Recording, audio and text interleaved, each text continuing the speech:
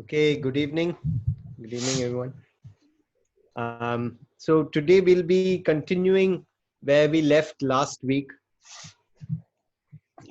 കഴിഞ്ഞ ആഴ്ച പഠിച്ചതിന്റെ തുടർച്ചയായിട്ട് നമുക്ക് ഇന്ന് പഠിക്കാമെന്ന് വിചാരിക്കുന്നു.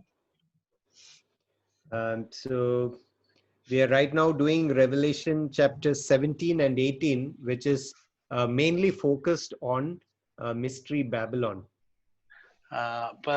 വെളിപ്പാട് പുസ്തകം 17ഉം 18ഉം അധ്യായങ്ങൾ ആണ് നമ്മൾ ഈ രണ്ടാഴ്ചകളായിട്ട് നോക്കിക്കൊണ്ടിരിക്കുന്നത്. അത് പ്രത്യേകമായി നിഗൂഢമായ ബാബിലോൺ അല്ലെങ്കിൽ മഹദിയാം ബാബിലോണിനെ കുറിച്ചാണ് പറയുന്നതെന്ന് നമ്മൾ കണ്ടു.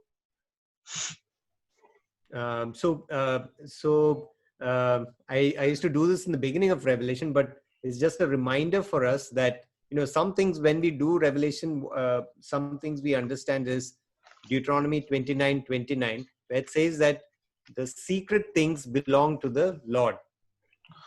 മറവായിരിക്കുന്ന കാര്യങ്ങൾ യഹോവയ്ക്ക് മറവായിരിക്കുന്നു എന്ന് ആവർത്തന പുസ്തകത്തിൽ 29-ാം അധ്യായം 29-ാമത്തെ വാക്യത്തിൽ പറഞ്ഞിരിക്കുന്നത് ഞാൻ വീണ്ടും ഓർപ്പിക്കുന്നു. So even as we look forward into prophecy, we need to understand that we have a sort of a framework, but we don't have all the exact details. ഈ വരാനിരിക്കുന്ന കാര്യങ്ങളെ കുറിച്ചുള്ള പ്രവചനം പഠിക്കുമ്പോൾ നാം എപ്പോഴും ഓർക്കേണ്ട ഒരു കാര്യം, നമുക്ക് എല്ലാ കാര്യങ്ങളുടെയും സൂക്ഷ്മമായ ഡീറ്റെയിൽസ് നമുക്ക് കിട്ടണം എന്നില്ല. മൊത്തത്തിൽ ഒരു അവലോകനം മാതിരി പോലെയാണ് നമുക്ക് പലപ്പോഴും ഭാവിയിലേക്കുള്ള പ്രവചനങ്ങളെ കുറിച്ച് നമ്മൾ കാണുമ്പോൾ മനസ്സിലാക്കുന്നത്. So like in warfare you say that some things are top secret. യുദ്ധത്തിന്റെ സമയത്ത് പല കാര്യങ്ങളും നിഗൂഢമായിരിക്കുന്നത് പോലെ, സീക്രട്ട് ആയിരിക്കുന്നത് പോലെ. So every citizen in that country won't know what is the top secret thing. They might have some idea who is the enemy and how things are progressing, but they won't have all the details. രാജ്യത്തിലുള്ള മനുഷ്യർക്ക് എല്ലാവർക്കും യുദ്ധത്തിന്റെ എല്ലാ കാര്യങ്ങളും അറിയണമെന്നില്ല. അവര് ശത്രു ആരാണെന്നും എവിടെയാണ് യുദ്ധം നടക്കുന്നതെന്നും എല്ലാം അങ്ങനെയുള്ള കാര്യങ്ങൾ മാത്രമേ അറിയുകയുണ്ടാവുകയുള്ളൂ. അതിന്റെ എക്സാക്ട് ഡീറ്റെയിൽസ് അവർക്ക് അറിയുകയുണ്ടാവില്ല. And at the appropriate time the Holy Spirit will reveal to the appropriate saints of that time. യഥാർത്ഥ സമയം ആകുമ്പോൾ പരിശുദ്ധാത്മാവ് വിശ്വാസികളായിട്ടുള്ള വിശുദ്ധന്മാർക്ക്, ചില വിശുദ്ധന്മാർക്ക് അത് കാണിച്ചു കൊടുക്കും എന്ന് ഓർപ്പിക്കുന്നു. For example, with the first coming also of Jesus Christ, all the Old Testament prophecies were there for people who were studying and reading and learning. But finally, when Jesus came, only those whom the Spirit revealed, Simeon, Anna, John the Baptist, only they were able to recognize Jesus. ക്രിസ്തുവിന്റെ ഒന്നാമത്തെ വരവെങ്കിൽ പഴയ നിയമ പ്രവചനങ്ങൾ ഇഷ്ടം പോലെ ഉണ്ടായിരുന്നു എങ്കിൽ തന്നെയും കർത്താവ് യേശു ക്രിസ്തു ഈ ലോകത്തിൽ വന്നപ്പോൾ അത് മനസ്സിലാക്കിയ വളരെ ചുരുക്കം ആൾക്കാർ, ശിമയോൻ, ഹന്ന, യോഹന്നാൻ സ്നാപകൻ എന്ന വളരെ ചുരുക്കം ആൾക്കാർക്ക് മാത്രമേ അത് മനസ്സിലായുള്ളൂ. So with that said and done, we cannot like tightly hold on to any view and say that this is 100% what I'm saying is 100% right and it will happen only like this. ഏതെങ്കിലും ഒരു പ്രത്യേക രീതിയിലുള്ള പ്രവചനത്തിനെ കാണുന്നത് ഏതെങ്കിലും ഒരു പ്രത്യേക രീതിയിലാണ് എങ്കിൽ അത് മാത്രമാണ് ശരി എന്ന് ചിന്തിക്കുന്നത് ശരിയല്ല. And so we have to be humble and say that probably when God comes that some of these things might surprise us as to how it happens. കർത്താവ് ഇനി വീണ്ടും വരുമ്പോൾ പല കാര്യങ്ങളും നമ്മൾ ഉദ്ദേശിച്ച രീതിയിലല്ലാതെ വരുമ്പോൾ നമ്മളെ തന്നെ താഴ്മപ്പെടുത്തി കർത്താവിന്റെ വരവെങ്കിൽ സംഭവിക്കുന്ന കാര്യങ്ങൾ വേറെ രീതിയിലാണെങ്കിൽ കൂടെ സംഭവിക്കുന്ന കാര്യങ്ങളെ താഴ്മയോടെ അക്സെപ്റ്റ് ചെയ്യുവാൻ നമുക്കിടയാവട്ടെ. So probably at the after the last chapter of Revelation, one study we can do on the different views of Revelation, approaches to Revelation that are there. ദൈവം അനുവദിച്ചാൽ തുടർന്ന് നമുക്ക് വെളിപ്പാട്ടിലേക്കുള്ള വിവിധ തരമായ പഠിപ്പിക്കലുകൾ നമുക്ക് ഈ വെളിപ്പാട് പുസ്തകത്തിന്റെ പഠനത്തിന് ശേഷം നമുക്ക് അതിലേക്ക് നോക്കാം.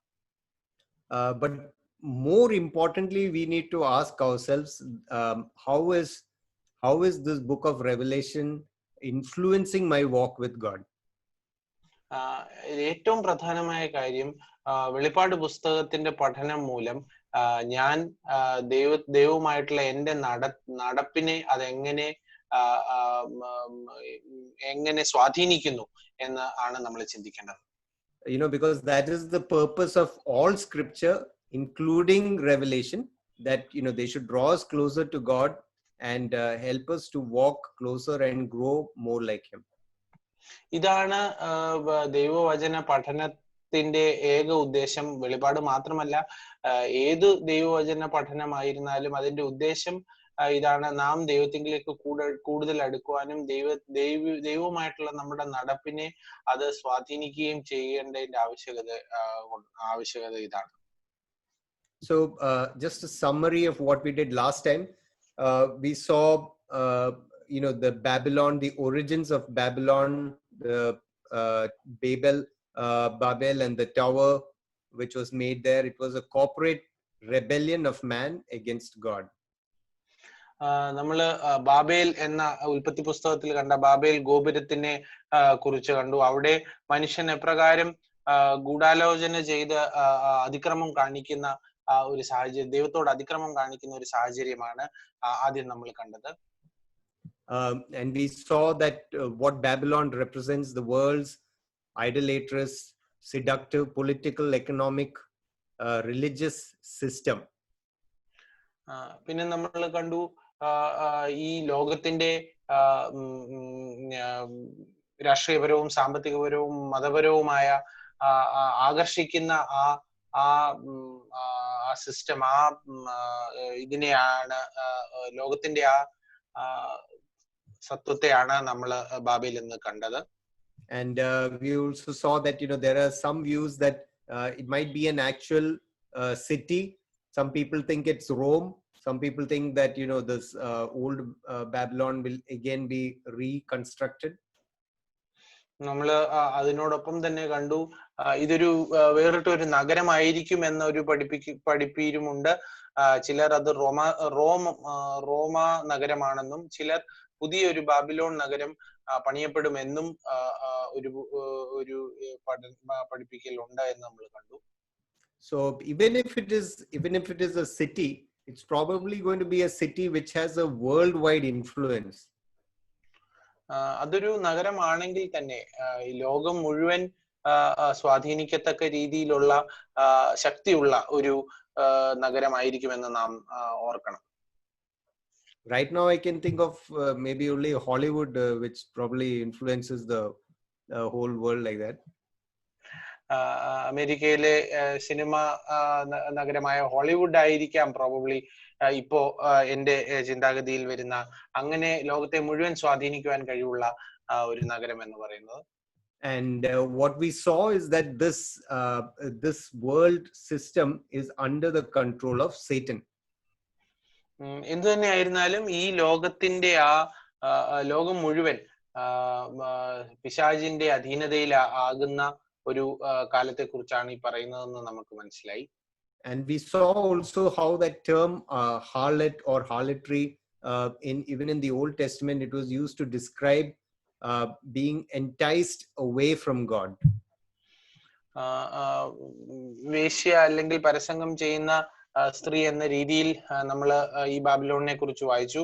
അതെല്ലാം തന്നെ മനുഷ്യനെ ദൈവത്തിങ്കൽ നിന്ന് പ്രലോഭിച്ച് അകറ്റുന്ന ഒരു കാര്യമായിട്ടാണ് കാണിക്കുന്നത്. And what we see and understand is that as we come towards the end time, this system is going to get more and more powerful, especially during the Great Tribulation. കാലാവസാനത്തോട് അടുക്കുമ്പോൾ നമ്മൾ കണ്ടത് ഈ ലോകത്തിന്റെ സിസ്റ്റം കൂടുതലായിട്ട് ശക്തി പ്രാപിക്കുകയും ചെയ്യും. Especially ആ മഹാപീഡന കാലത്തിന്റെ സമയത്ത് വളരെയധികം ശക്തി പ്രാപിക്കുകയും ചെയ്യുന്നതായിട്ട് നമ്മൾ കണ്ടു. And we saw the call to the saints to come out and to be set apart in chapter 18 verse 4. 18-ാം അധ്യായം അതിന്റെ 4-ാമത്തെ വാക്യത്തിൽ വിശുദ്ധരായിട്ടുള്ള വിശ്വാസികളോട് വേറിട്ട് നിൽക്കുന്നതിന് ഒരു ആഹ്വാനം കൊടുക്കുന്നതായിട്ട് നമ്മൾ കണ്ടു. So in this study, we'll see the remaining 3 sections. That is, what is the area of influence of Babylon, the activities of Babylon, and finally the judgment of Babylon.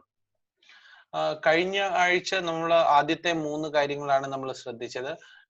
ഈ ആഴ്ച നമുക്ക് 2-ാമത്തെ ഭാഗം നമുക്ക് നോക്കാം. അതായത് ബാബിലോണിന്റെ സ്വാധീന മേഖലകൾ, ബാബിലോണിലെ പ്രവർത്തികൾ, ബാബിലോണിന്റെ ന്യായവിധി എന്നീ 3 കാര്യങ്ങൾ നമുക്ക് നോക്കാം. So the areas of influence. So when we see these areas of influence, we realize that this is something more than a normal city, but that it's something which is sort of infiltrating so much more. സ്വാധീന മേഖല, ബാബിലോണിന്റെ സ്വാധീന മേഖലകളെ കുറിച്ച് നമുക്ക് ചിന്തിക്കാം. അത് നമ്മൾ നോക്കുമ്പോൾ നമുക്ക് മനസ്സിലാകും, ഇത് ഒരു നഗരം മാത്രമല്ല, അത് കൂടുതലായി ലോകത്തിലേക്ക് ഇഴുകിച്ചേരുന്ന, ലോകത്തിലേക്ക് ഇറങ്ങി ചെല്ലുന്ന ഒരു കാര്യമായിട്ടാണ് നമുക്ക് കാണുന്നത്. So first of all, we see the areas or people under its influence. We see it's the all who dwell on the earth. ആരൊക്കെയാണ് ഇതിന്റെ അധീനതയിൽ ഉള്ളത് എന്ന് നമ്മൾ ചിന്തിക്കുമ്പോൾ ആദ്യം നമുക്ക് ഇവിടെ കാണുന്നത് ഈ ലോകത്തില് ഉള്ള എല്ലാവരെയും അതിന്റെ അധീനതയിലാണ് എന്നാണ് നമുക്ക് കാണുവാൻ സാധിക്കുന്നത്. So in chapter 17 verse 1, we saw that it's the great harlot who sits on many waters. നമ്മൾ കണ്ടു 1-ാമത്തെ വാക്യത്തിൽ പെരുവെള്ളത്തിന്മീതെ ഇരിക്കുന്ന മഹാവേശ്യയുടെ ന്യായവിധി എന്നാണ് വായിക്കുന്നത്. And in verse 15 we saw that the waters which you saw are peoples, multitudes, nations and tongues. 15-ാമത്തെ വാക്യത്തിൽ നമ്മൾ കാണുന്നത്, പിന്നെ അവൻ എന്നോട് പറഞ്ഞത്, നീ കണ്ടതും വേശ്യ ഇരിക്കുന്നതുമായ വെള്ളം വംശങ്ങളും പുരുഷാരങ്ങളും ജാതികളും ഭാഷകളും അത്രേ എന്നാണ് പറയുന്നത്. And in verse 2 we see the second part. It says, those who dwell on the earth were made drunk with the wine of her immorality. 2-ാമത്തെ വാക്യത്തിൽ നാം കാണുന്നത്, മദ്യത്താൽ ഭൂവാസികളെ മത്തരാക്കിയവളായി എന്നാണ് പറയുന്നത്. So it's this harlot's influence, Babylon's influence is not only over a certain country, but it's over the entire nations, languages, people, all those who dwell on the earth. ഈ വേശ്യയുടെ അല്ലെങ്കിൽ ബാബിലോണിന്റെ ബാബിലോണിന്റെ അധീനതയിൽ വന്നിരിക്കുന്നത് ഒരു രാജ്യത്തിലെ ആൾക്കാർ മാത്രമല്ല. നാം ഇവിടെ വായിച്ചതുപോലെ വംശങ്ങളും പുരുഷാരങ്ങളും ജാതികളും ഭാഷകളും എല്ലാ ലോകത്തിൽ ഉള്ള എല്ലാ ഭൂവാസികളെയും ആണ് അത് സ്വാധീനിക്കുന്നതെന്നാണ് നമുക്ക് മനസ്സിലാകുന്നത്. Even Revelation 14 verse 8 it says that she has made all the nations drink of the wine. 14-ാം അധ്യായം വെളിപ്പാട് പുസ്തകത്തിന്റെ അതിന്റെ 8-ാമത്തെ വാക്യത്തിൽ തന്റെ ദുർനടപ്പിനെ ക്രോധമദ്യം സകല ജാതികളെയും കുടിപ്പിച്ച മഹതിയാം ബാബിലോൺ എന്നാണ് പറയുന്നത്. So in verse 2 we read this term that those who dwell on the earth come under her influence.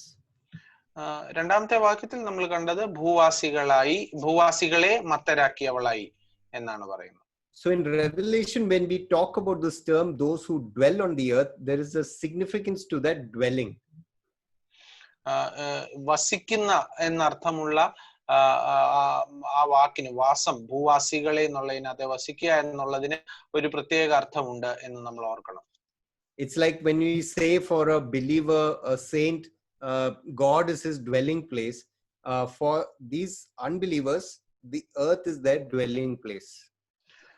എപ്രകാരമാണോ വിശ്വാസിയായ ഒരാൾക്ക് യഹോവ തന്റെ വാസസ്ഥലമായിരിക്കുന്നത്, അതുപോലെ അവിശ്വാസികളായിട്ടുള്ളവർക്ക് ഈ ലോകം അല്ലെങ്കിൽ ഈ ഭൂമിയാണ് വാസസ്ഥലം എന്ന് നമ്മൾ ഓർക്കണം. So to dwell means that they consider this world their home and they love it, and everything, their trust, everything is in this world. വസിക്കുക എന്നതുകൊണ്ട് ഉദ്ദേശിക്കുന്നത് തങ്ങൾ താമസിക്കുന്ന ഈ ലോകത്തെ അവർ വളരെയധികം സ്നേഹിക്കുകയും അത് തങ്ങളുടെ ഭവനമായി കരുതുകയും വളരെയധികം സ്നേഹിക്കുകയും ചെയ്യുന്ന ഒരു സാഹചര്യമാണ്. And that's why a believer in James says that, friendship with the world is enmity with God. യാക്കോബ് 4:4 നമ്മൾ വായിക്കുന്നത് പോലെ ലോകത്തോടുള്ള സഖിത്വം ദൈവത്തോടുള്ള ശത്രുത്വം അത്രേ എന്ന് നമ്മൾ വായിക്കുന്നുവല്ലോ.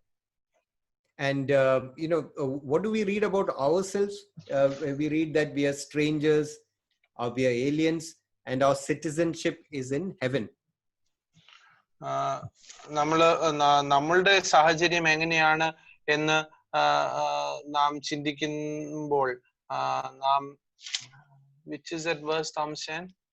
Hebrews 11:13 is that, which talks about being 11:13 about how those who by faith were strangers.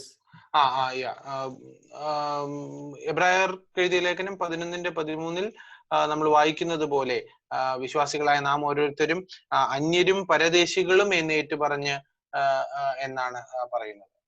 നമ്മുടെ സാഹചര്യം എന്ന് പറയുന്നത് അന്യരും പരദേശികളും, ഈ ലോകത്തിൽ അന്യരും പരദേശികളും ആണ് എന്നുള്ളതാണ്.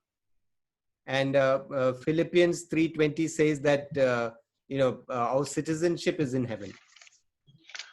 ഫിലിപ്പിയർക്ക് എഴുതിയ ലേഖനം 3-ാം അധ്യായം അതിന്റെ 20-ാം വാക്യത്തിൽ നാം വായിക്കുന്നത് പോലെ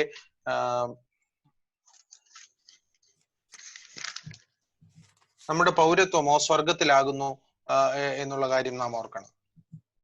So when we look at the people who dwell on the earth in Revelation, it says in Revelation 6 verse 10 and 11:10, we see that these people who dwell are the ones who persecute believers.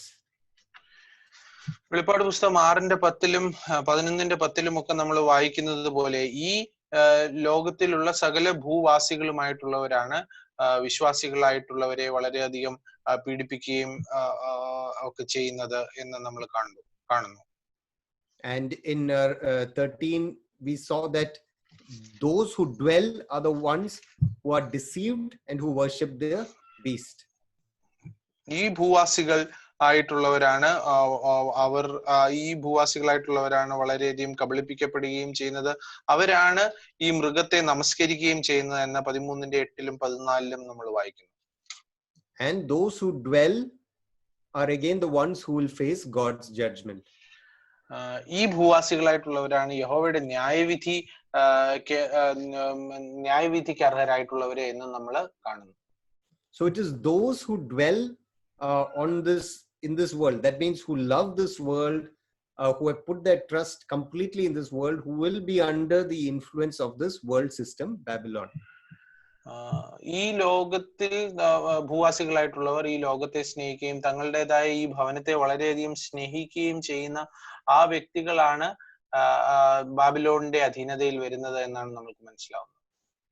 And the second group who will be under the influence of Babylon are the kings of the earth. രണ്ടാമത്തെ വിഭാഗം ആൾക്കാർ ബാബിലോണിന്റെ അധീനതയിൽ വരുന്നത് അത് രാജാക്കന്മാരാണ്, ഈ ലോകത്തിലുള്ള രാജാക്കന്മാർ എന്നാണ് നമ്മൾ കാണുന്നത്. So we see that in Revelation 17 verse 2 where the kings of the earth commit acts of immorality. 17-ാം അധ്യായം 2-ാമത്തെ വാക്യത്തിൽ ഭൂമിയിലെ രാജാക്കന്മാരോട് വേശ്യാവൃത്തി ചെയ്തു എന്ന് നമ്മൾ വായിക്കുന്നു. So in 17:18 again it says that this Babylon reigns over the kings of the earth, rulers of the earth.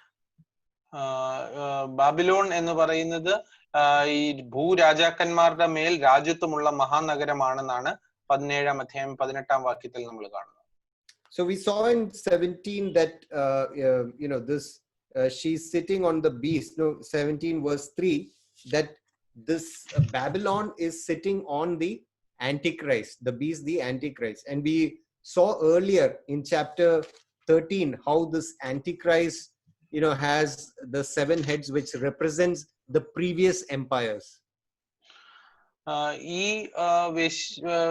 ഈ സ്ത്രീ വേശ്യാവുന്ന സ്ത്രീ ബാബിലോൺ ഈ എതിർ ക്രിസ്തുവിന്റെ എന്ന മൃഗത്തിന് മേലെയാണ് ഇരിക്കുന്നതെന്നാണ് നമ്മൾ ഇവിടെ വായിക്കുന്നത്. 13-ാമത്തെ അധ്യായത്തിൽ നമ്മൾ കണ്ട പോലെ എതിർ ക്രിസ്തു ആ മൃഗത്തിന് 7 തലകളുണ്ട്. ഈ 7 തലകൾ എന്ന് പറയുന്നത് തനിക്ക് മുമ്പുണ്ടായിരുന്ന 7 സാമ്രാജ്യങ്ങളെയാണ് കുറിക്കുന്നതെന്ന് നമ്മൾ നേരത്തെ കണ്ടിരുന്നുവല്ലോ. So that means Babylon has been having its influence over all these nations' empires throughout time and influencing these kings. അതിൽ നിന്ന് നമ്മൾ മനസ്സിലാകുന്നത് ബാബിലോൺ എന്ന് പറയുന്ന അതിന് ഈ കാലാകാലങ്ങളായിട്ടുള്ള 7 രാജാക്കന്മാരുടെ മേലും അധീനതയും സ്വാധീനവും ഉണ്ടായിരുന്നു എന്നാണ് നമുക്ക് മനസ്സിലാകുന്നത്. But as we get closer towards the end, we'll see that the Antichrist is going to, sort of amplify all that this Babylon is doing.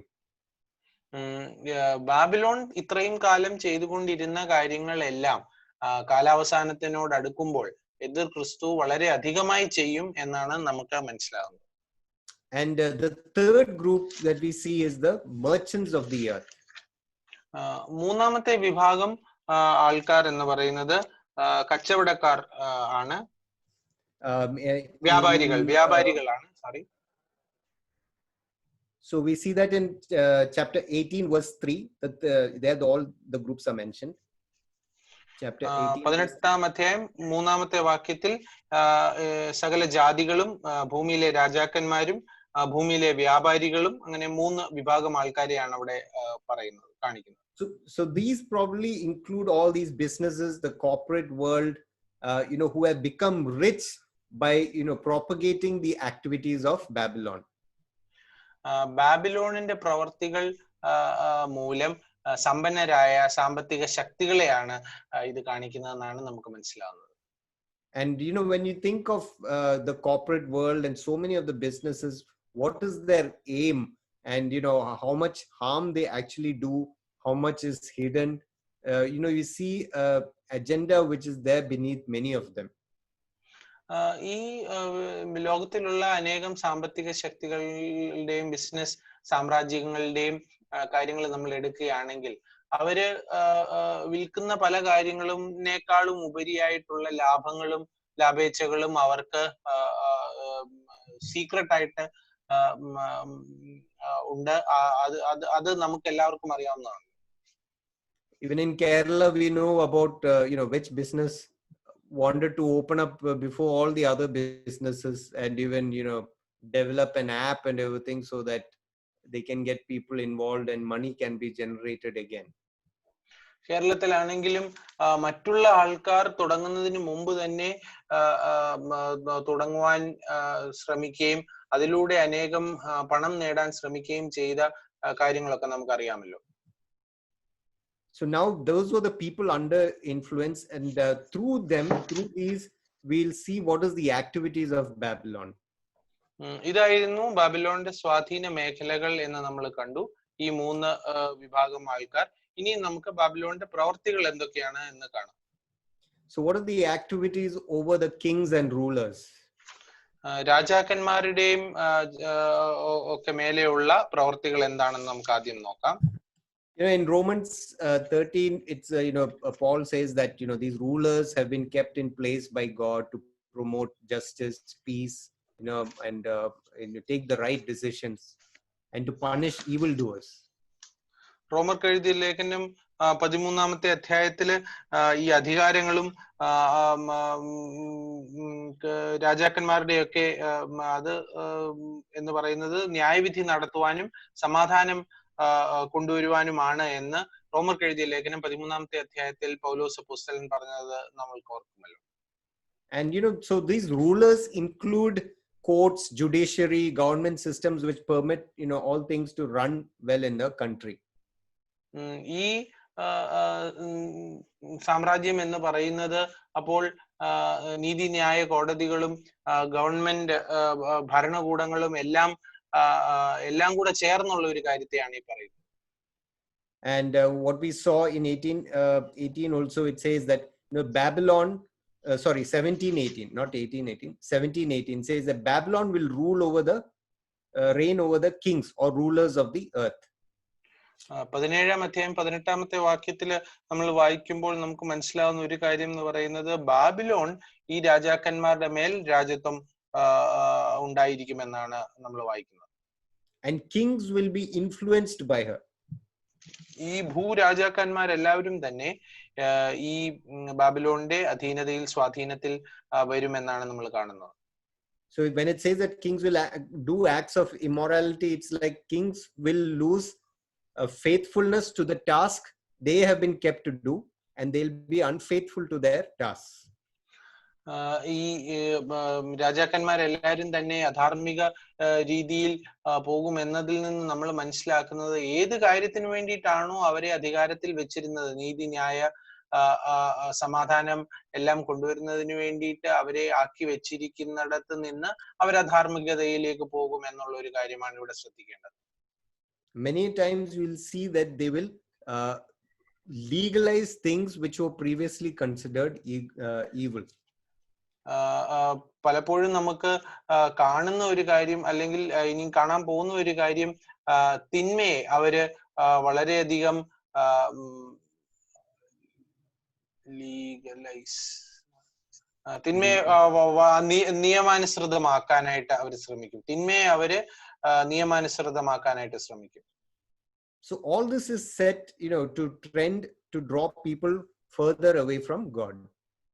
ഇതെല്ലാം തന്നെ മനുഷ്യനെ ദൈവത്തിങ്കിൽ നിന്ന് കൂടുതൽ അകറ്റുവാനായിട്ട് അവര് ചെയ്യുന്ന കാര്യമാണ്. This is just some examples, of how abortion quite a few years back was legalized in many countries, and the courts legalized abortion. Courts legalized rights for gays. That is a lower one where they're celebrating. And the recent one, you can say. Continue. And the third picture is how in the West, marijuana, ganja is sort of legalized for recreational purposes in many places. ഈ ചിത്രത്തിൽ കാണുന്ന പോലെ abortion എന്നതും സ്വവർഗരതി എന്നതും അതുപോലെ കഞ്ചാവും മയക്കുമരുന്നും എല്ലാം അമേരിക്കയിൽ പല സ്ഥലങ്ങളിലും നിയമാനുസൃതമാക്കിയതും എല്ലാം ഇതുപോലെയുള്ള സാഹചര്യങ്ങളാണ് നമുക്ക് ഓർക്കാം. These are just few examples of how rulers are influenced by Babylon. ഇതെല്ലാം ഉദാഹരണങ്ങൾ മാത്രമാണ് എപ്രകാരമാണോ ഓരോ രാജാക്കന്മാരും ബാബിലോണിന്റെ സ്വാധീനത്തിൽ വരുന്നത് എന്നുള്ളത്. Then we see the activities over the merchants. വ്യാപാരികളുടെ മേലുള്ള സ്വാധീനം ആണ് നമ്മൾ ഇനി നോക്കുന്നത്. And so here these merchants are out to promote Babylon's evil trades. തെറ്റായിട്ടുള്ള കച്ചവടങ്ങൾ ചെയ്യുവാനായിട്ട് ഈ വ്യാപാരികൾ ശ്രമിക്കുന്നു. അത് ബാബിലോണിന്റെ ആ സിസ്റ്റത്തെ Amit, your mic is muted. Yeah. So that. Sorry. I can't hear you. Can you hear now? Hello. Kekamo? Yeah. We can hear you.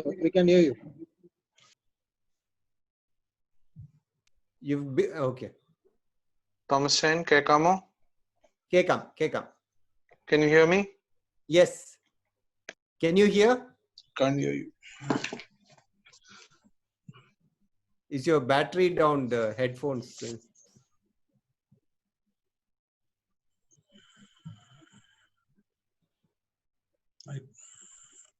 Can you hear now? Can you hear me, Thompson? Yeah, we can hear. I can't hear you. Sorry.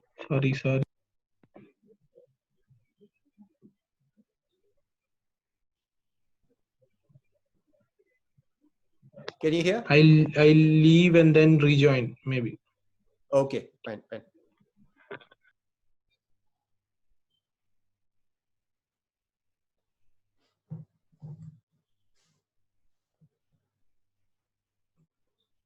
So till now, any doubts so far?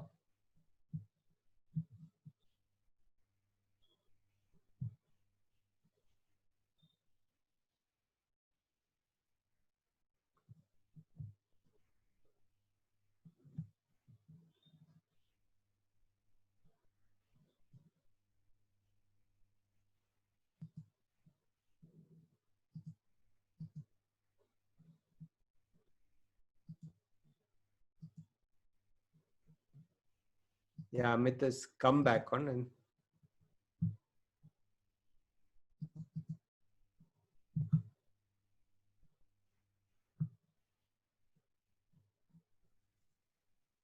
Till Amit comes, I was thinking how lucky we are that we are not in distance. I was thinking that, but it looks like we are quite close to it by what all is happening. It's going to get worse, but I think by the way we look at things, that we are pretty close. What we see things happening now compared to maybe even 15 years back. Things are moving at such a drastic pace. I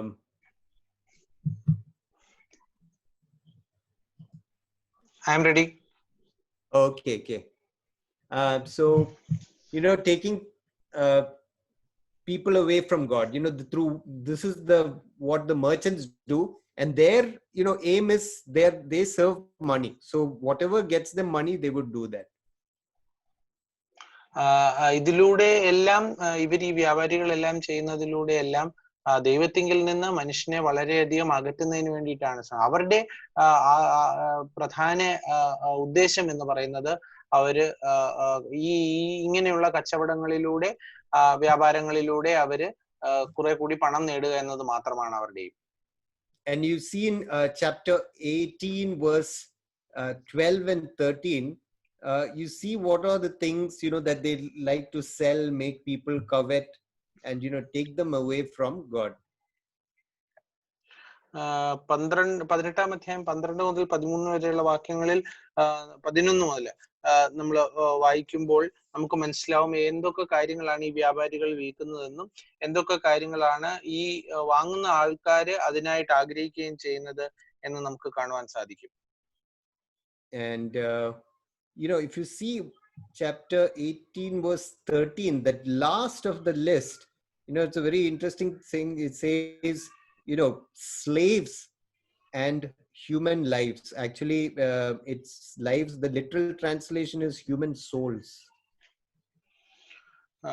13-ാമത്തെ അധ്യായത്തിന്റെ അവസാന നമ്മൾ വായിക്കുമ്പോൾ നമുക്ക് മനസ്സിലാകും മാനുഷദേഹം, മാനുഷപ്രാണൻ എന്നീ ചരക്ക് എന്നും. അപ്പോൾ അടിമകളെയും ശരിക്കും പറഞ്ഞാൽ മനുഷ്യപ്രാണൻ എന്നതിനേക്കാളും മനുഷ്യന്റെ ആത്മാവ് എന്നുള്ള രീതിയിലാണ് ഉദ്ദേശിച്ചിരിക്കുന്നത്. No, it's like these merchants, they're selling stuff which are playing with the souls of people. ഈ വ്യാപാരികൾ ഈ മനുഷ്യന്റെ ആത്മാവിനെ വെച്ചുള്ള കാര്യങ്ങളാണ് വിൽക്കുന്നത് എന്നാണ് നമുക്ക് അതിൽ മനസ്സിലാകുന്നത്. Here, just a few examples of if you see the picture up there, we see how internet addiction disorder has become very common. Even children, I think they've written age 6, but I think you can start from age 3 onwards. How it's children have become addicted and need de-addiction. ഇന്റർനെറ്റിനോട് ആസക്തിയുള്ള അതിനെക്കുറിച്ച് അങ്ങനെയുള്ള അസുഖങ്ങൾ വളരെയധികം ഇപ്പോൾ കൂടുതലാണ്. 6 മുതൽ 19 വരെയുള്ള വയസ്സുള്ള കുട്ടികൾ, 6 ആവണമെന്നില്ല, അതിലും താഴെയുള്ള കുട്ടികൾ ഇത് എഫക്റ്റഡ് ആണ് എന്നാണ് പഠനങ്ങൾ കാണിക്കുന്നത്. The photo below is was this was something which happened in Kerala. Very sad thing. I mean, here is a picture of this guy with the picture of Jesus behind him. There's a picture of Jesus behind him, and his statement was this was at the start of the World Cup. This was his Facebook post that Messi is the Argentinian player. He's saying, "My life is for you, waiting to see you lift the cup." താഴത്തെ ചിത്രം എന്ന് പറയുന്നത് കേരളത്തിൽ നടന്ന ഒരു സംഭവമാണ്. അതിലെ ഇടത്തെ സൈഡിൽ കാണുന്ന ആ വ്യക്തി മെസ്സി, അർജന്റീൻ ഫുട്ബോൾ താരമായ മെസ്സിയുടെ വളരെ ഒരു ആരാധകനാണ് എന്നും തന്റെ ജീവിതം ഈ മെസ്സി എന്ന് പറയുന്ന കളിക്കാരന് വേണ്ടിയിട്ടാണെന്നും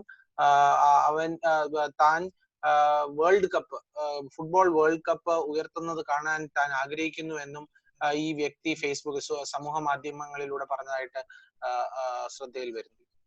And the sad thing, I mean, it's very obvious from his statement that he's worshipping Messi. അതിൽ നിന്ന് മനസ്സിലാവുന്നത് താൻ മെസ്സിയെ ആരാധിക്കുന്നു എന്നാണ് തന്റെ ആ വാചകത്തിൽ നിന്ന് ശീർഷകത്തിൽ നിന്ന് മനസ്സിലാവുന്നത്. And the sad thing is when Argentina lost, this boy committed suicide. He wrote a note saying that my life is gone.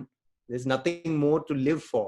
And he was found dead in a river.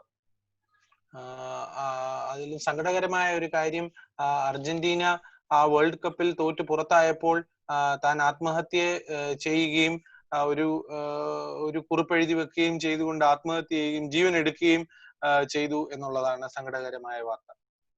Merchants playing with the souls of people.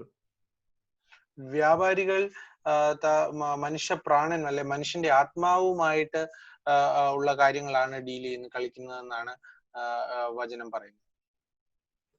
The last picture is now the greatest craze of internet games, phone games. There's this game called PUBG. I don't know if I said it right, but it's so addictive. You can see this guy at his wedding also, he's playing the game.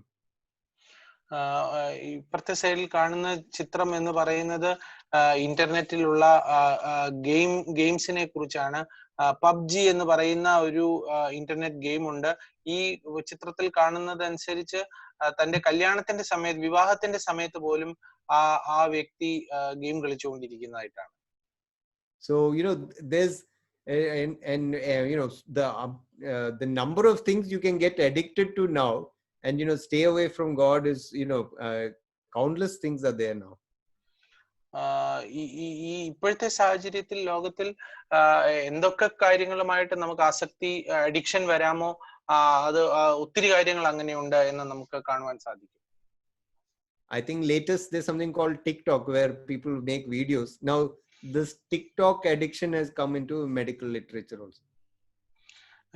TikTok എന്ന് പറയുന്ന ആപ്പിനകത്ത് videos ഉണ്ടാക്കി post ചെയ്യുന്ന അതിനോടുള്ള ആസക്തി, അത് medical പുസ്തകങ്ങളിൽ വരുവാൻ തുടങ്ങി. And and then we see the influence of Babylon through these merchants, also influence of over the people who dwell on the earth. മൂന്നാമതായി ഭൂവാസികളായിട്ടുള്ളവരുടെ മേലുള്ള ആ സ്വാധീനത്താൽ സംഭവിക്കുന്ന പ്രവർത്തികൾ എന്തൊക്കെയാണെന്ന് നമുക്ക് നോക്കാം. And the people have no control. They are drunk with her wine of her immorality. ഈ ഭൂവാസികളായിട്ടുള്ളവർക്ക് തങ്ങളുടേതായ ജീവിതത്തിൽ ഒരു കൺട്രോളും ഇല്ല.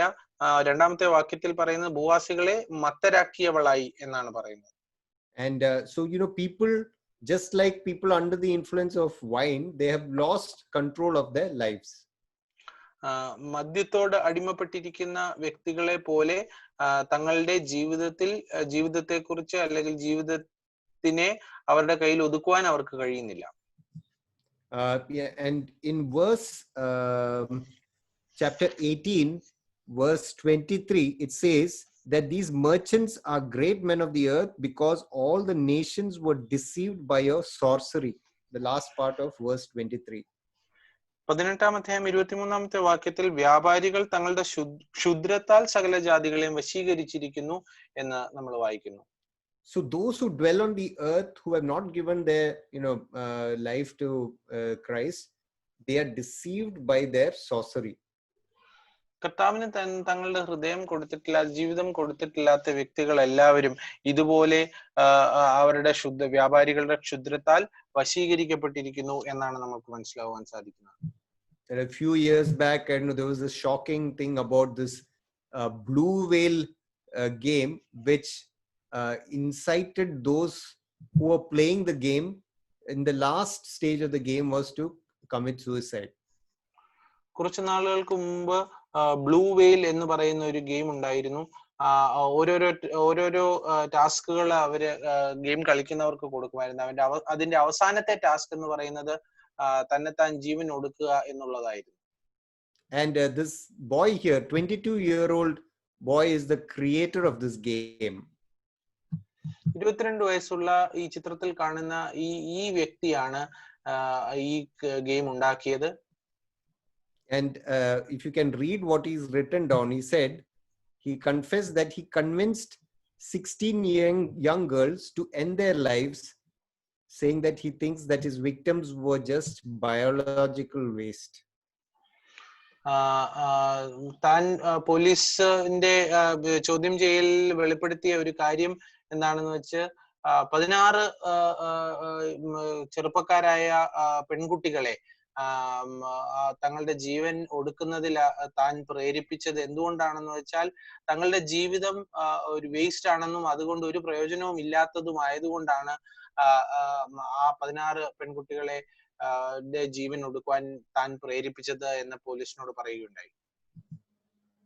You know, and we also read about the activity of Babylon over the saints. വിശുദ്ധന്മാരായുള്ളവരുടെ മേലും ബാബിലോണിന്റെ പ്രവർത്തികൾ എന്താണെന്നും പറഞ്ഞിട്ടുണ്ട്. അത് നമുക്ക് നോക്കാം. And in these two verses we see that they instigate the persecution and killing of the saints. പീഡനങ്ങളും അതുപോലെ രക്തസാക്ഷിത്വം വഹിക്കുകയും ഈ വിശുദ്ധന്മാരെ കൊല്ലുകയും ചെയ്യുന്നതായിട്ട് നമുക്ക് കാണുവാൻ സാധിക്കും. And so if you read Revelation 18:24, it says, in her was found the blood of prophets and saints and of all who have been slain on the earth. 18-ാം അധ്യായം 24-ാമത്തെ വാക്യത്തിൽ നമുക്ക് വായിക്കുവാൻ സാധിക്കുന്നത്, പ്രവാചകന്മാരുടെയും വിശുദ്ധന്മാരുടെയും ഭൂമിയിൽ വെച്ച് കൊന്നുകളഞ്ഞ എല്ലാവരുടെയും രക്തം അവളിൽ അല്ലോ കണ്ടത് എന്നാണ്. I think this is one of the verses which make me understand and believe that this is not just one localized place, but rather it's a system, world system which has been there under the influence of Satan. അതിൽ നിന്ന് നമുക്ക് മനസ്സിലാവുന്നത് ഇതൊരു ലോകത്തിലുള്ള ഒരു നഗരം മാത്രമല്ല, ഈ ലോകം മുഴുവൻ ഇൻവോൾവ് ആകുന്ന, ലോകം മുഴുവൻ ഉണ്ടാകുന്ന ആ ഒരു വ്യവസ്ഥയാണ് അത് കാണിക്കുന്നത്. ലോകത്തിലുള്ള എല്ലാ വിശുദ്ധന്മാരെയും രക്തം എന്നുള്ള രീതിയിൽ അവിടെ പറഞ്ഞിരിക്കുന്നത്. And the other thing that believers have to be careful is the temptation to sin. That was a verse we had read which we ended last time, verse chapter 18 verse 4 and 5, where it said to come out of her, my people, so that you will not participate in her sins and receive of her plagues. രണ്ടാമത്തെ കാര്യം, ഈ വിശുദ്ധന്മാരായുള്ളവരുടെ മേൽ തന്റെ പ്രവൃത്തി എന്താണെന്ന് വെച്ചാല് അവരുടെ പാപങ്ങളിൽ കൂട്ടാളികളാകുവാനായിട്ടുള്ള രീതിയിൽ പ്രലോഭനങ്ങൾ വരും എന്നുള്ളതാണ്. അതാണ് നമ്മൾ കഴിഞ്ഞ പ്രാവശ്യം അവസാനം വായിച്ചു നിർത്തിയത്. തന്റെ ജനമായുള്ളവരെ അവളുടെ പാപങ്ങളിൽ കൂട്ടാളികളാകാതെയും അവളുടെ ബാധകളിൽ ഓഹരിക്കാരാകാതെയും ഇരിപ്പാൻ അവളെ വിട്ടുപോരുവീൻ എന്ന് നമ്മൾ വായിച്ചു. And that is the call to believers even today, to come out and be separate from them.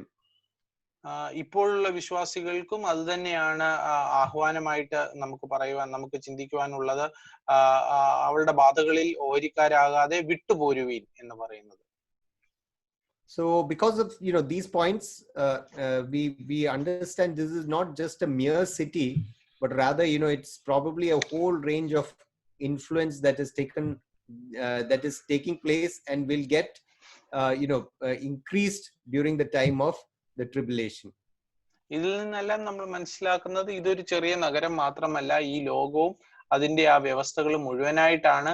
അത് ലോകാവസാനം അടുക്കുമ്പോഴേക്ക് അതിന്റെ ഇൻഫ്ലുവൻസ്, അതിന്റെ ആ സ്വാധീനത വർദ്ധിക്കുകയും ചെയ്യുമെന്ന് നമ്മൾ ഓർക്കണം.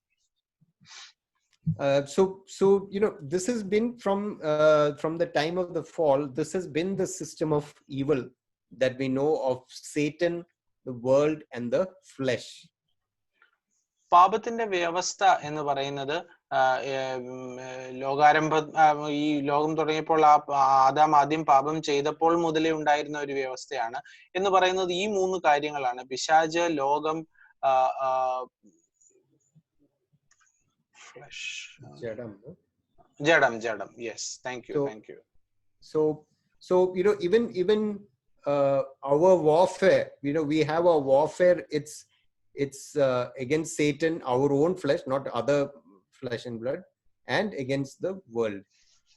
നമ്മളുടെ യുദ്ധവും ഇതുപോലെ പിശാചിനെതിരെയും ലോകത്തിനെതിരെയും നമ്മളുടേതായ ജഡത്തിനെതിരെയുമാണ് എന്നുള്ള കാര്യം നമ്മൾ ഓർക്കുമല്ലോ.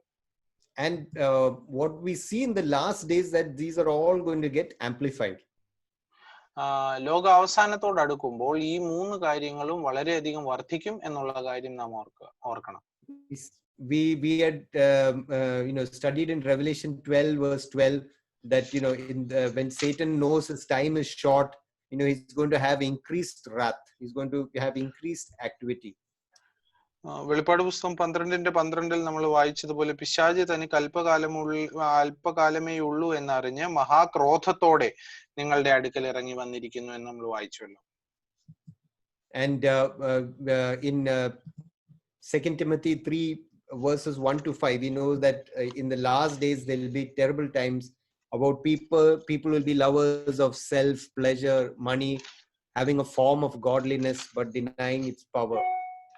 2 തിമോഥെയോസ് 3:1 മുതൽ 5 വരെയുള്ള വാക്യത്തിൽ നമ്മൾ വായിച്ചതുപോലെ നന്ദി കെട്ടവരും അശുദ്ധരും വാത്സല്യമില്ലാത്തവരും സൽഗുണദ്വേഷികളും ദ്രോഹികളും ദൈവപ്രിയമില്ലാതെ ഭോഗപ്രിയരായി ഭക്തിയുടെ വേഷം ധരിച്ച് അതിന്റെ ശക്തി ത്യജിക്കുന്നവരുമായിരിക്കും എന്ന് നമ്മൾ 2 തിമോഥെയോസ് 3:1 മുതൽ 5 വരെ വായിക്കുന്നു.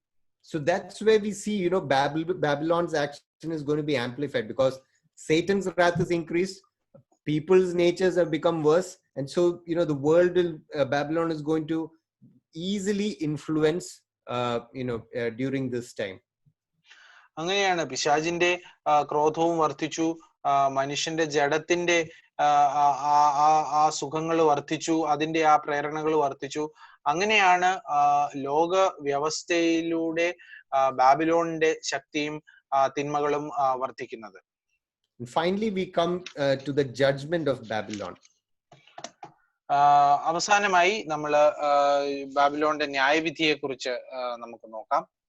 So actually speaking, chapter 17 and 18 is covering actually the judgment of Babylon, and all these descriptions are so that we understand the judgment of Babylon. 17ഉം 18ഉം അധ്യായങ്ങൾ പ്രധാനമായിട്ടും ബാബിലോണിന്റെ ന്യായവിധിയെ കുറിച്ചാണ് പറയുന്നത്. പക്ഷെ ആ ന്യായവിധിയെ കുറിച്ച് മനസ്സിലാക്കുന്നതിന് മുമ്പേ ബാബിലോണിന്റെ പ്രവർത്തികളും സ്വാധീന മേഖലകളും ബാക്കിയുള്ള കാര്യങ്ങളും അതിനു മുമ്പേ പറഞ്ഞു എന്നതേ ഉള്ളൂ. And this is all part of the seventh bowl judgment, which spilled over from chapter 16 into 17 and 18. ഏഴാമത്തെ ക്രോധ കലശം 16ാമത്തെ അധ്യായത്തിൽ ഒഴുക്കി കളഞ്ഞപ്പോൾ അതിന്റെ തുടർമാനം എന്നുള്ള രീതിയിലാണ് ഈ കാര്യങ്ങളെല്ലാം പറയുന്നത്. And the important thing what we see is that this has been planned and purposed by God. ഇതിൽ ഏറ്റവും പ്രധാനമായിട്ടുള്ള ഒരു കാര്യം എന്ന് പറഞ്ഞാൽ ഇത് ദൈവം മുന്നമേ നിർണയിച്ചതും മുന്നമേ പ്ലാൻ ചെയ്തതുമാണ് എന്നുള്ള കാര്യം നാം ഓർക്കണം.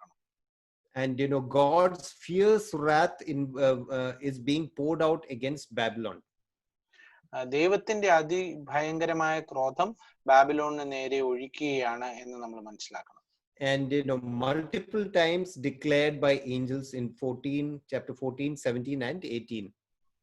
14ാമത്തെ അധ്യായത്തിലും 17ാമത്തെ അധ്യായത്തിലും 18ാമത്തെ അധ്യായത്തിലും പല പ്രാവശ്യം പല രീതിയിൽ ദൂതന്മാരാൽ മുൻപേ പ്രഖ്യാപിക്കുന്നതായിട്ട് നമ്മൾ കാണുന്നുണ്ട്. And when the final bowl, when that massive earthquake is there, we see that this world system is going to be badly affected and damaged by that final bowl judgment. അവസാന 16ാമത്തെ അധ്യായത്തിൽ നമ്മൾ വായിച്ച പോലെ അവസാനത്തെ ക്രോധകലശം ഒഴിച്ചപ്പോൾ ഒരു വലിയ ഭൂകമ്പം ഉണ്ടായി എന്ന് നമ്മൾ വായിച്ചുവല്ലോ. അപ്പോൾ ഈ ലോകത്തിന്റെ ആ വ്യവസ്ഥ മുഴുവനായി താറുമാറാക്കപ്പെട്ടു എന്നാണ് നമ്മൾ മനസ്സിലാക്കേണ്ടത്. But the surprising thing is that the final destruction of Babylon is going to be at the hand of the Antichrist and his rulers himself. 17-ാം അധ്യായം 16 മുതൽ 17 വരെയുള്ള വാക്യങ്ങളിൽ നമ്മൾ വായിക്കുന്നത് പോലെ ഈ ബാബിലോണിന്റെ നാശം എന്ന് പറയുന്നത് അത് സൃഷ്ടിച്ച എതിർ ക്രിസ്തുവിന്റെയും തന്റെ കൂടെയുള്ള 10 രാജാക്കന്മാരുടെയും കയ്യാൽ തന്നെയാണ് എന്ന് നമ്മൾക്ക് വായിക്കുവാൻ സാധിക്കും. So as we come towards the end of the tribulation, right towards the end of the tribulation, the Antichrist is going to start hating Babylon and the system, and he's going to destroy her, Babylon. എതിർ ക്രിസ്തു വളരെയധികം ഈ ലോകത്തെയും ലോക വ്യവസ്ഥയും വെറുക്കും. കാരണം താൻ ആരാധിക്കപ്പെടുന്നില്ല എന്ന് കണ്ടുകൊണ്ട് ബാബിലോണിനെയും ഈ ലോക വ്യവസ്ഥയും വളരെയധികം വിദ്വേഷിക്കും, വെറുക്കും എന്നാണ് നമുക്ക് കാണുവാൻ സാധിക്കുന്നത്. And verse 17 says that all this is the part of God's plan, where it says God has put it in their heart to execute his purpose by having a common purpose. 17-ാമത്തെ വാക്യത്തിൽ നമ്മൾ വായിക്കുന്നത് പോലെ ഇതെല്ലാം ദൈവം മുന്നമേ നിർണയിച്ചതും plan ചെയ്തതുമാണ്. 17-ാമത്തെ വാക്യം പറയുന്നത് ദൈവത്തിന്റെ വചനം നിവർത്തിയാകുവോളം തന്റെ ഹിതം ചെയ്യുവാനും ഒരേ അഭിപ്രായം നടത്തുവാനും തങ്ങളുടെ രാജ്യത്വം മൃഗത്തിന് കൊടുപ്പാനും. ഇതെല്ലാം ദൈവം മുന്നമേ നിർണയിച്ചതും പ്ലാൻ ചെയ്തതുമാണ് എന്നാണ് നമുക്ക് അത് മനസ്സിലാവുന്നത്. So, Satan thinks, the Antichrist thinks that he's doing everything, but, it's God sort of working through even these people's, evil intentions to have his ultimate purposes happen. പിശാച് മൂലവും പിശാച് എതിർ ക്രിസ്തു മൂലമാണ് ഈ കാര്യങ്ങളെല്ലാം ചെയ്യുന്നത് എങ്കിൽ പോലും നാം ഓർക്കണം, യഹോവയായ ദൈവം തന്റെ പദ്ധതി നടപ്പാക്കുവാനായിട്ട് ഇത്രയും തിന്മ നിറഞ്ഞ വ്യക്തികളിലൂടെ താൻ പ്രവർത്തിക്കുന്നതായിട്ടാണ് നമുക്ക് കാണുന്നത്. That's where we always see how amazing God's ways are, that even he uses evil people who are rebellious to him to fulfill his purposes. ദൈവമായ യഹോവ അതിക്രമം ചെയ്യുന്ന, മുഷ്ടി ചുരുട്ടി ദൈവത്തിനെതിരെ നിൽക്കുന്ന ആൾക്കാരിലൂടെയും പ്രവർത്തി ചെയ്ത് തന്റെ പ്ലാനും പദ്ധതിയും നടപ്പിലാക്കും എന്നത് എത്ര മനോഹരമായ കാര്യമാണ്. Joseph's brothers did an evil thing to him, but Joseph said, you meant for evil, but God meant it for good. So now you guys are all saved. യോസേഫിന്റെ സഹോദരന്മാർ ഒരു തിന്മയായ ഒരു കാര്യം ചെയ്തപ്പോൾ യോസേഫ് അവരോട് പറയുന്നത്, നിങ്ങൾ തിന്മയ്ക്കായിട്ട് ചെയ്ത കാര്യം യഹോവ നന്മയ്ക്കായിട്ട് ചെയ്തു, അതുകൊണ്ട് യഹോവ നിങ്ങളോട് നല്ലതായിട്ട് പ്രവർത്തിക്കുമെന്ന് യോസേഫ് പറയുന്നതായിട്ട് നമുക്ക് കാണാം. So then what we see is that when Babylon is one thing I was meaning to say is probably the Antichrist, why he hated Babylon is because the Antichrist wants to be worshipped. In the end, he wants to be like God. He wants to be worshipped, and probably all these people there are so caught up with the world. Maybe they're like playing their video games and watching sports or something, that nobody's worshipping the Antichrist, and he gets very upset and probably destroys Babylon.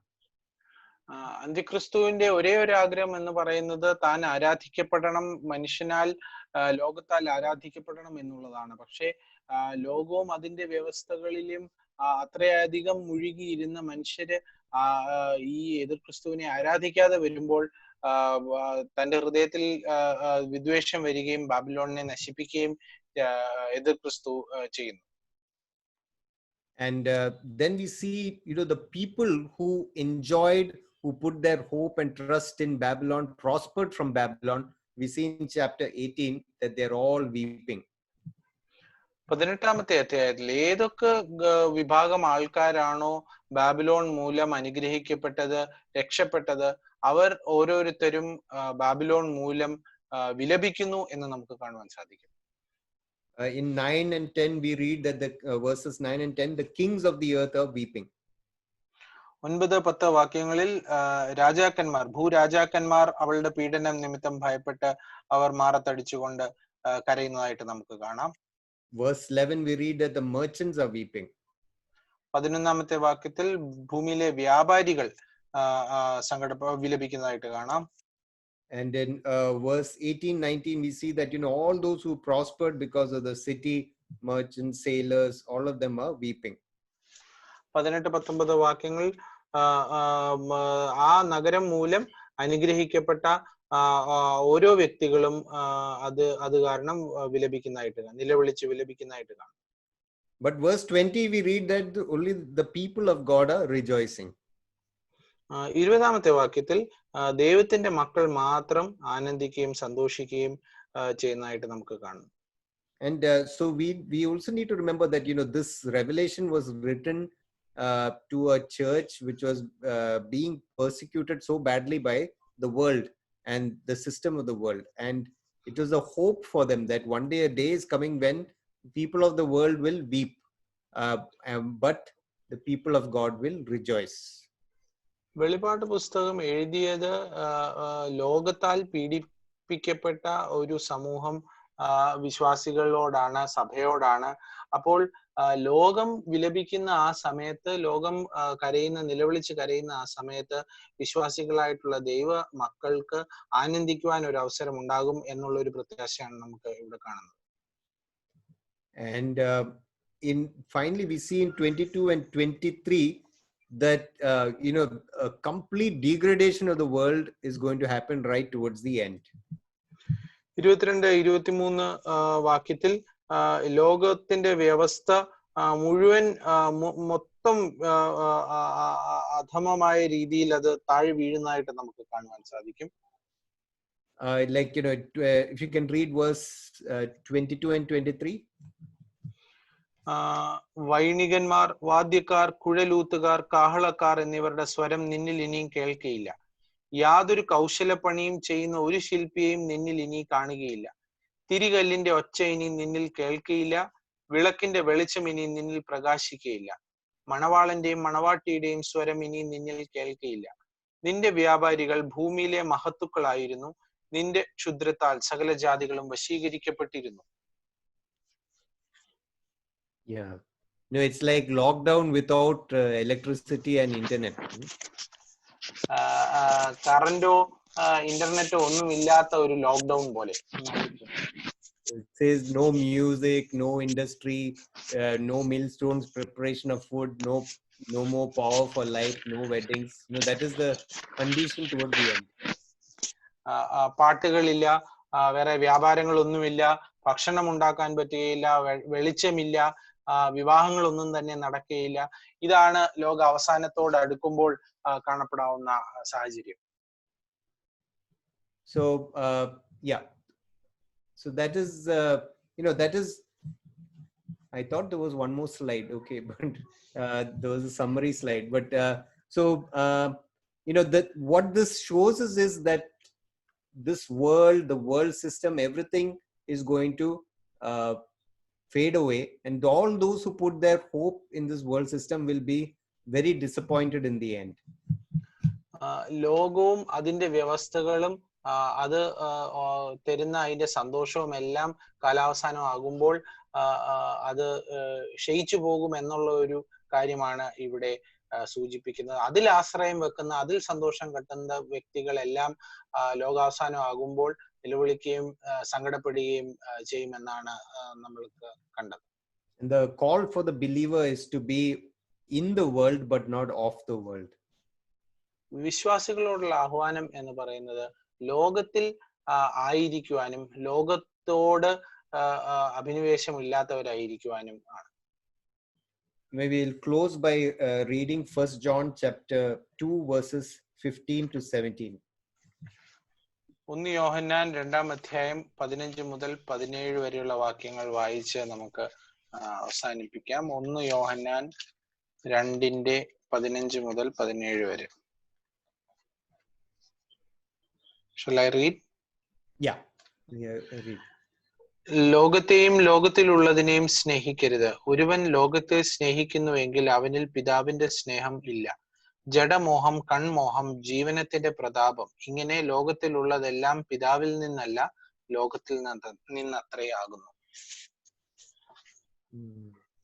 The world, verse 17 also you read? ലോകവും അതിന്റെ മോഹവും ഒഴിഞ്ഞു പോകുന്നു, ദൈവേഷ്ടം ചെയ്യുന്നവനോ എന്നേക്കും ഇരിക്കുന്നു. Yeah. Okay.